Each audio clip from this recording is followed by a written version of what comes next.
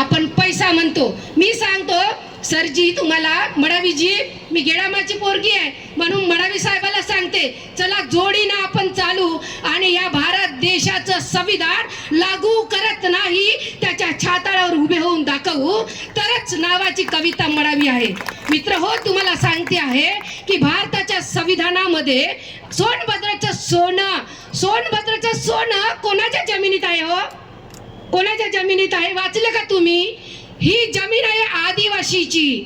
सुरजागडचा लोहा कोणाच्या जमिनीत आहे? तो आदिवासीच्या. त्याच्यामध्ये तांबा आणि सोना मिक्स आहे, त्याच्यावर पिवळ्या कलरची लेअर येते असे लोक सांगतात. मग रॉयल्टी 20%. एक तोडा सोन्याची किंमत 1,24,000 पर्यंत गेली मला वाटते. त्याची रॉयल्टी किती होते 20% म्हटलं तर? कोणी गणितातला परफेक्ट विद्यार्थी सांगा मला. 20% रॉयल्टी म्हणजे काय होते? आणि जर सूर्याकडच्या लोह्याची रॉयल्टी काय होईल? जो 300 वर्ष सतत काढलं तरी संपणार नाही एवढा लोहा हा आदिवासीच्या जमिनीमध्ये आहे. आणि पेसा ऍक्ट असो की अनुसूचित 5 आणि 6च्या बाबतीत सांगते मी तुम्हाला, जेव्हा भुरिया समिती बसली आणि 5th शेड्यूल आणि 6th शेड्यूलची जेव्हा एक ताळमेळ करण्याचा प्रसंग आला, तेव्हा भुरिया समितीच्या मार्फतीनं पेसा ऍक्ट 1996ला जेव्हा लागू झाला आणि या पेसा ऍक्टच्या संबंधातली अंमलबजावणी व्हायला महाराष्ट्राला 2014 लागला. म्हणजे 2014 लागला, परंतु जे पेसा ऍक्ट मध्ये गाव आहे त्या गावाला कुठलीही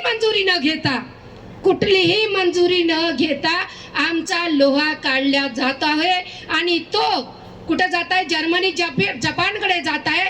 तो एशियातला 1 नंबरचा लोहा आहे आणि त्याच्यापासून मर्सिडीज बनत आहे. त्या मर्सिडीज कारची किंमत 7 करोडच्या वर असते, आठवण ठेवा.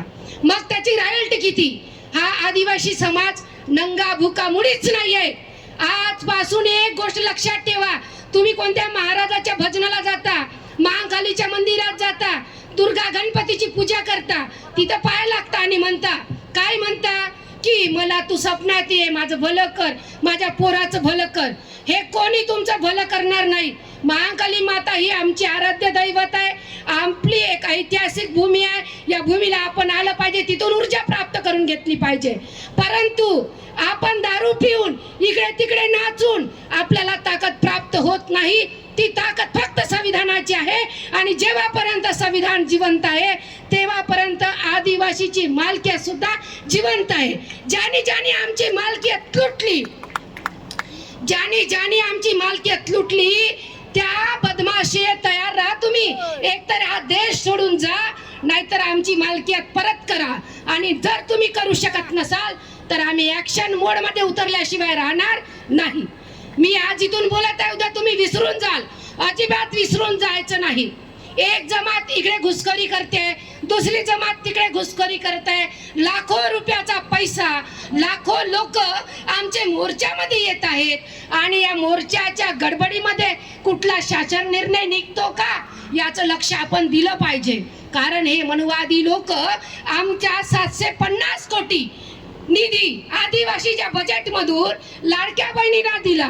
आदिवासी फक्त आरक्षणाचा मुद्दा नाहीये, अस्मितेची लढाई आहे, आमच्या जीवनमानाची लढाई आहे. आमचं जल, जंगल आणि जमीन हा आमचा प्राण आहे. त्या प्राणात याच्यासाठी प्राण आहे की आदिवासीची ओळखच जल, जंगल, जमीनच्या मालकीच्या अधिकारापासून होतो आहे. आणि एससीला आरक्षणात, नोकरीत, पदोन्नतीत, शिक्षणात आरक्षण दिलेलं आहे, परंतु एसटीला अधिकार दिलेले आहेत. आठवण ठेवा, आरक्षण आणि अधिकार याच्यामध्ये फरक आहे. आरक्षण म्हणजे फक्त नोकरीमध्ये प्रतिनिधित्व आणि मालकीचे अधिकार हा मालक आहे. आठवण ठेवा, झोपेमध्ये उठताना बसताना की आम्ही या देशाचे मालक आहोत.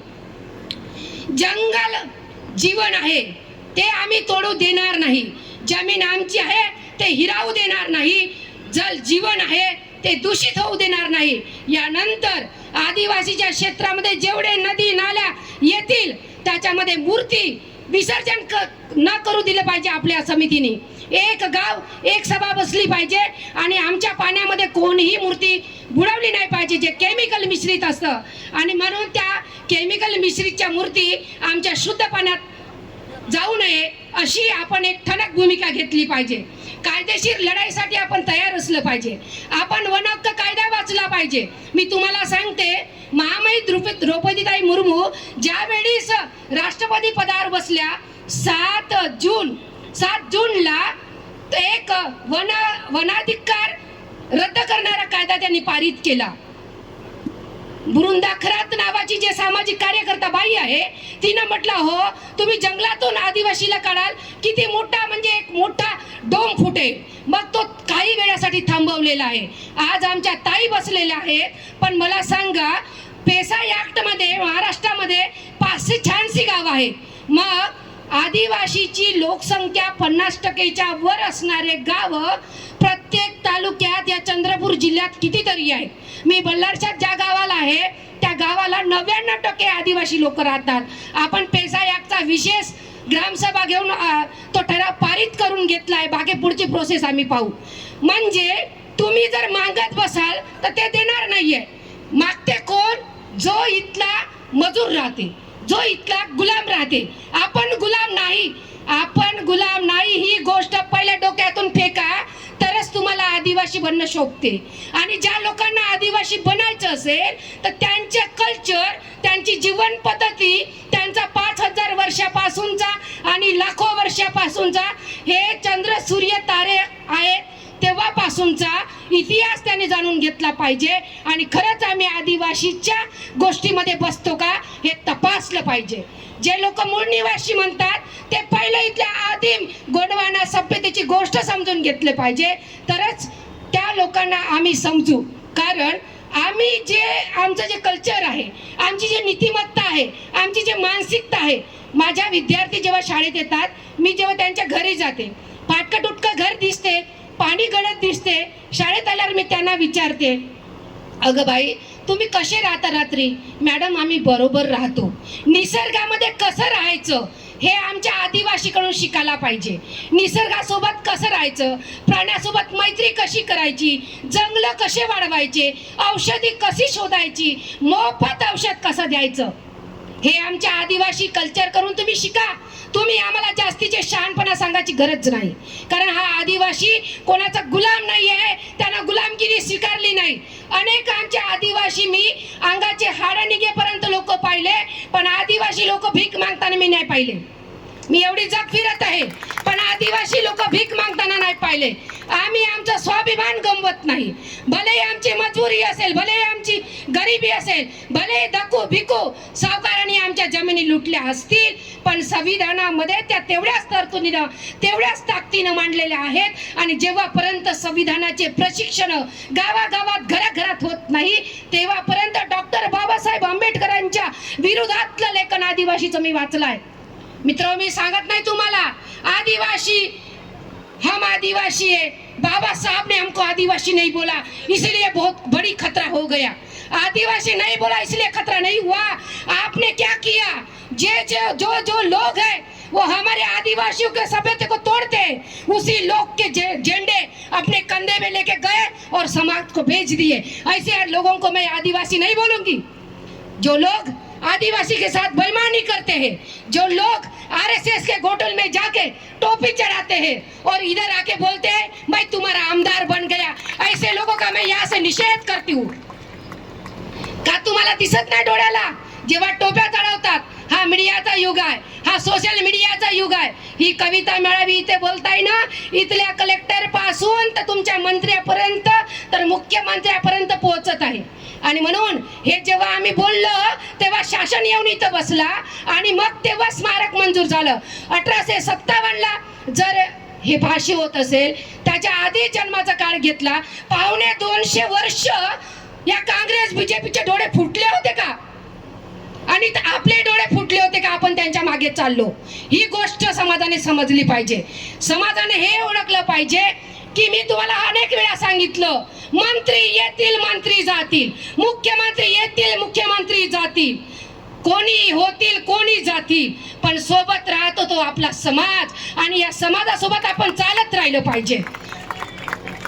बहुत बढ़िया, लेकिन आज के बाद आप सोना नहीं, संविधान पडे बगर रहना नहीं.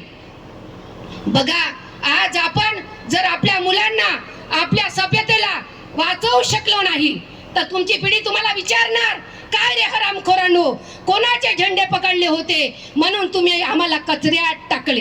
ही फक्त आमच्या जीवनाची गोष्ट नाही आहे, आमच्या पुढच्या अनेक पिढ्यांची गोष्ट आहे. आणि ही अनेक पिढ्यांची गोष्ट जर वाचवायची असेल तर आपल्याला फॉरेस्ट ऍक्ट माहीत असलं पाहिजे.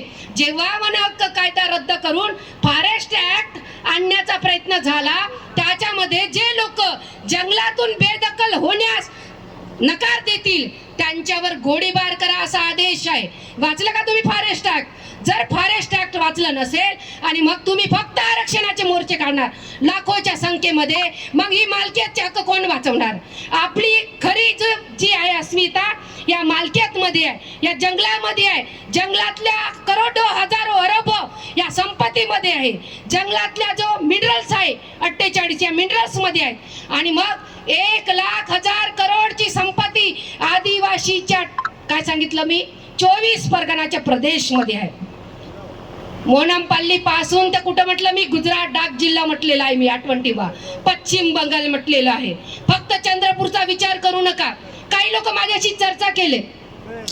आताच मला अशोक तुमराम सर भेटले होते. अरे म्हणे हे तर चंद्रपूरची भूमी फक्त शहीदवीर बाबूराव शेडमाकीची आहे, हिराईची आहे, मांगखालीची आहे.